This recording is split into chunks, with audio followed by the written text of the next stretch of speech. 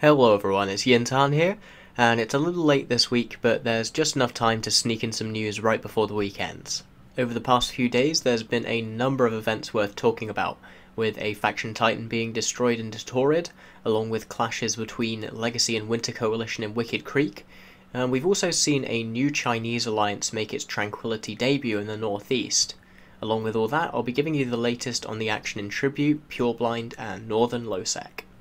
First up, we have the death of a faction titan, in this case being a Vanquisher. Now, Vanquishers are the only faction titan to which its BPC can be bought in the LP store, meaning that its cost is mostly in the actual build cost of the ship, rather than in the difficulty of obtaining the BPC like with the Moloch or Komodo. But still, the base price of the hull is around 230 billion ISK, which is more than 3 times the cost of a regular titan, meaning that these things are ludicrously expensive. And in fact, this Vanquisher is only the 4th built to ever be destroyed, despite them having been introduced in 2016, 3 years ago, because they're kept so safe by the people who own them. This kill took place in the system of O3 TAC 4MN, which is Winter Coalition's staging system, meaning that it's where they keep all of their ships. But ironically, that actually makes it hard to save ships that get caught out of position like this,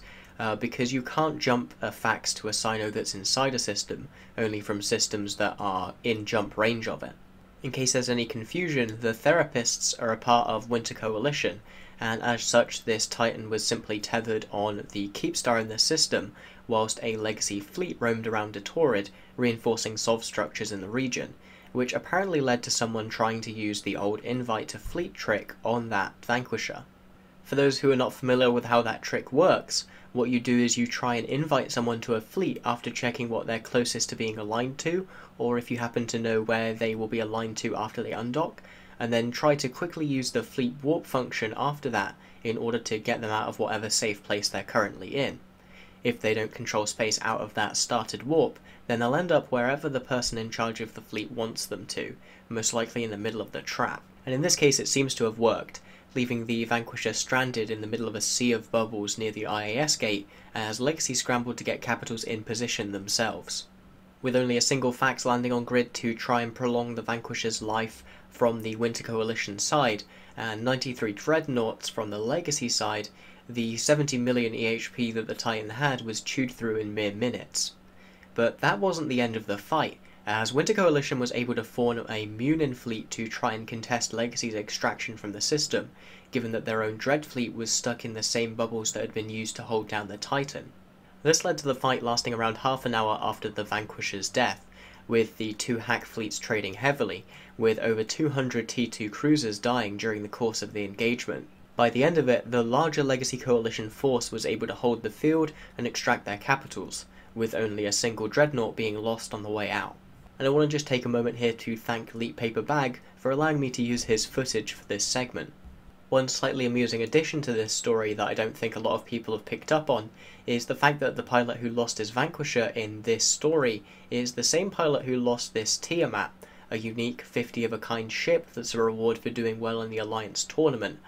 just earlier this year. What this means is not only is this player very rich, but they've also managed to lose 3 times my entire career losses in just 2 ships. Moving over to another place in EVE where Winter Coalition and Legacy have been battling lately, it's time to take a look at the developing front in Wicked Creek, where Legion of XX Death XX and the FI.RE coalition have been making progress, securing a constellation in the east of the region over the past month. These holdings have proven to be a flashpoint between the 2 coalitions, and last Thursday it saw host to another battle between Legacy and Winter, as the TP7 Tech KE iHub came out of a reinforced state, and nodes began to spawn in the constellation. Both sides had Munin fleets formed, with Winter attempting to bar the entrance to the constellation by holding down the TAC S gate, and Legacy attempting to enter the constellation to clear offensive and TOSIS ships off the nodes for their FI.RE allies. This led to the 2 fleets initially clashing on the TAC S gate, as Legacy Coalition jumped into them, and despite an attempted Winter Coalition bombing run, the fight ended up going decidedly in Winter Coalition's favour. As you can see by the timeline, Legacy was trading around 4 Munins killed to every 1 they lost, further emphasising their initial numbers advantage as the fight dragged on. After a few minutes of brawling on the gate, the Winter Coalition FC made the decision to disengage by warping off to a nearby Athanor, and was then pursued by Legacy to that structure. Here, the fight continued, with the Legacy Coalition fleet using command destroyers to boost several members of the opposing fleet that were unable to tether away from the structure. Winter Coalition responded to this by breaking tether and re-engaging with Legacy, as well as dropping a small force of 10 armor carriers and force auxiliaries to try and support their Munin fleet. This escalation proved to be ineffective, however, and Legacy continued to find success in the subcap fight, not losing a single ship to this carrier squad.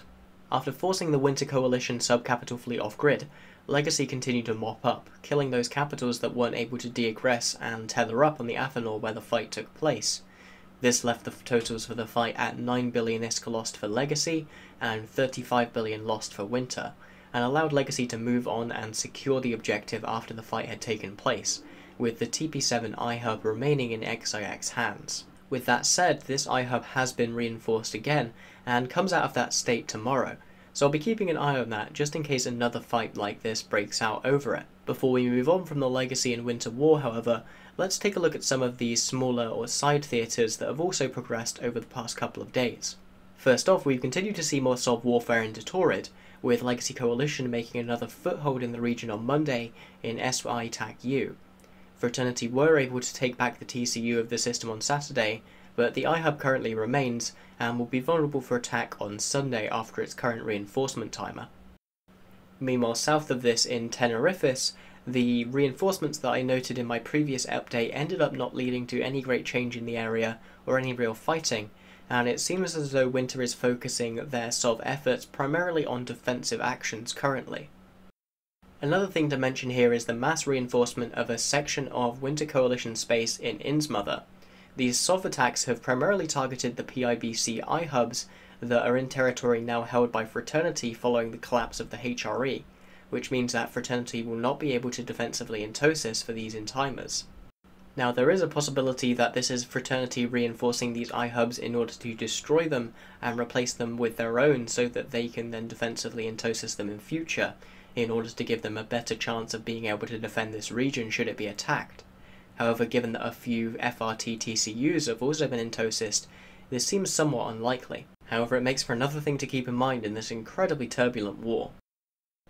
Okay, now, as I was editing this video, another fight broke out between Legacy Coalition and Winter, this time over Reitaru of all things in Tenerife. It looks as though PanFam brought in a large subcap fleet to aid Winter Coalition, and that led to a pretty bloody fight, but one that PanFam and Winter Coalition came out on top of, with killboards showing around 30 billion lost to about 130 billion killed in their favour. Details are still pretty sketchy here, so expect a better summary in the next news video. Our final headline story is that for 4 days starting last Saturday, Zkill was put under a delayed mode, and this meant that kills wouldn't appear via the ESI for 2 hours after being processed, and this reduced the ability of people to use that to scout activity via this service by seeing where kills were and using that to either avoid gate camps or to find active gangs to drop on yourself. As I've primarily been focused on fleet PvP over the past couple of weeks, I didn't get a chance to see how this really impacted solo or small gang play, but what I did find interesting was the general response to it, with many people suggesting that this should be done by CCP rather than by Squiz, who's the developer of Zkill, due to the ease of larger organisations in creating their own internal clones of the service to be able to keep that level of intel, if only within their own groups. And this turned out to be a fairly accurate prediction, with Winter Coalition quickly spinning up their own version of Zkill, using the open nature of its code to do so. Now, sadly, because you can't drill down into the day-to-day global stats on Zkill, I can't check to see if activity spiked or dipped during that 4-day period, and as I mentioned, I wasn't taking part in areas of the game where killboard intel really matters a huge deal.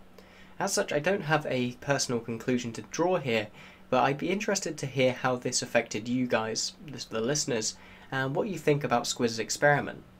Anyway, moving way up into the northeast of the map, in the region of Cobalt Edge, a new alliance has joined Hard Knocks Associates in that region, the Chinese alliance Veni Vidi Vici. It looks as though this was a peaceful transfer, with Sov moving away from Combat Wombat's hands to this new alliance, while they still hold the border constellation in the region of Tenor. Historically in Serenity, Veni Vidi Vici were mercenary allies of PIBC, who reformed on Tranquility as Army of Mangoes. Given the distance between the two and the different blocks they've allied with, it looks as though this relationship hasn't transferred over since VVV's respective move to this server. However, we'll have to see in the future. This group seems to only have fully migrated over the past few weeks, with last week being the biggest period of growth for them as they nearly doubled their size. But as always, it's just interesting to see a new player on the field, and I'm curious to see how these other non-Winter Coalition Chinese groups fare as time goes on. And Cobalt Edge isn't the only region to have seen changes in the past few weeks, with the situation in Tribute continuing to change as time goes on, and the small alliances that I initially highlighted as holding space in this region, Arcos Core and Sector 7, have now been pushed out by other, more well-established, small alliances. As far as I can tell, these alliances fall into 4 main groups, although this is from trawling Zkill rather than talking to any direct sources, so feel free to correct me in the comments below if I got something wrong. In the south of the region we have the territory that I previously highlighted as being members of the Cockroach Coalition, although I don't know if that's the current name that they roll under, with Just a Game, Rogue Capel and Unspoken Alliance all banding together to control those constellations. In the north we have the as of yet unnamed coalition of Trigger Happy and Hazardous Company. To the west bordering Pure Blind we have the Bandalogs Alliance, and to the east bordering Venal we have the Centipede Caliphate. And as far as I can tell, each group in this region is fighting every other group in this region. There have been multiple Intosis timers and pieces of SOV flying back and forth, and just how serious the fighting in this region ends up being, and who stands tall at the end of it, isn't at all settled right now. So I'll be doing my best to get a better idea of what's going on, and keep you guys informed on any developments. Zooming out and looking just to the east of Tribute, we have the region of Pure Blind, where I previously reported on the war between Pure Blind Madness and Beyond Syndicate, as well as all of the other factors that were in play within that region. That war has come to an end, reportedly due to a time zone mismatch between the two coalitions, which made fighting between the two particularly painful, as neither could capitalise on any Intosis timers. This led to a war that mostly revolved around deploying and defending structures, which neither side seems to have particularly enjoyed. Pure Blind Madness and Beyond Syndicate retain neutral standings to one another and still fight on a day-to-day basis. However, a NIP, non-invasion pact, has been formed between them, meaning that they'll no longer be clashing over SOV or structures. This effectively renders Pure Blind mostly at peace, allowing members of Pure Blind Madness like Bandalogs to make inroads into Tribute, although there are still pockets of conflict in the region, such as Beyond Syndicate still fighting with negligent discharge. Moving our attention away from Lowsec, but not away from the subject of wars that have ended, it's time to take a look at the Lowsec war between Snuffed Out and Shoot First plus Iron Armada. When we last left this war, Shoot First and Iron Armada were on the back foot, having been unable to make any major progress against Snuff. As such, they decided to reinforce a number of Snuff's money Athanors, which led to Shoot First's being reinforced in turn, causing the fighting to escalate. During this period, the initiative also turned up 2 timers with Snuffed Out, leading to a massive numbers advantage for this side, so much so that Shoot First and Iron Armada chose not to undock for the final timer of their Fortizar in Black Rise, simply due to the overwhelming odds that were present. This led to Shoot First and Snuffed Out coming to an agreement to focus on other objectives, at least within their home regions. This would allow Shoot First to maintain their income, but also meant in turn that they couldn't attack Snuff's income, and this led to Iron Armada, their main ally, leaving the war. And whilst this technically leaves Snuffed Out and Shoot First still able to shoot one another, I think it's fairly clear that Snuffed Out was the victor in this war, being able to secure all of their objectives and dissuade their opponents from continuing to attack the objectives which mean a lot to them. Anyway, just to wrap things up here, I was going to talk about the August patch in a little bit of detail. However, there doesn't appear to be much to it, with no major gameplay or balance changes being announced. And I don't know about you guys, but that makes me think that CCP is working on something that they don't want to share with us until it's ready to go out on the live server. So it'll be interesting to see if we end up with another Drifters or another Blackout happening on the server over the next couple of weeks. But we'll just have to keep our eyes peeled and see what happens. Still, thank you for listening. If you've enjoyed the show, feel free to like, comment and subscribe. And as always, fly smart.